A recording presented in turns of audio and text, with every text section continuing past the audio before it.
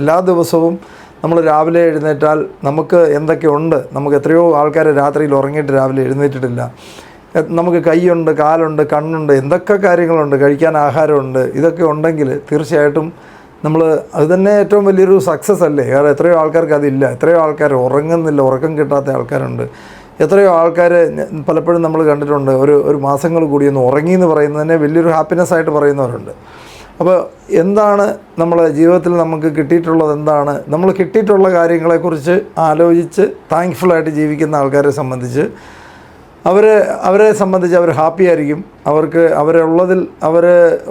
അവർക്കുള്ള കാര്യങ്ങളെക്കുറിച്ച് എന്നും ഓർത്ത് അതിന് നന്ദി പറഞ്ഞ് ജീവിക്കുമ്പോൾ അവർ തന്നെ അവരുടെ സ്ട്രെങ്ത് അവർ തന്നെ തിരിച്ചറിയുവാണ്. അതായത് മറ്റാർക്കൊക്കെയോ ഇല്ലാത്തത് കാര്യങ്ങൾ എനിക്കുണ്ടെങ്കിൽ ഞാൻ ഓൾറെഡി ഒത്തിരി ആൾക്കാരുടെ മുകളിൽ തന്നെയാണ്, ഒത്തിരി ഉയരത്തിൽ തന്നെയാണ്. അപ്പോൾ അത് ആ ഒരു ലെവലിലേക്ക് നമ്മൾ ചിന്തിക്കാൻ സാധിച്ചിട്ടുണ്ടെങ്കിൽ നമുക്ക് തീർച്ചയായിട്ടും ഹാപ്പിയായിട്ട് ജീവിക്കുക.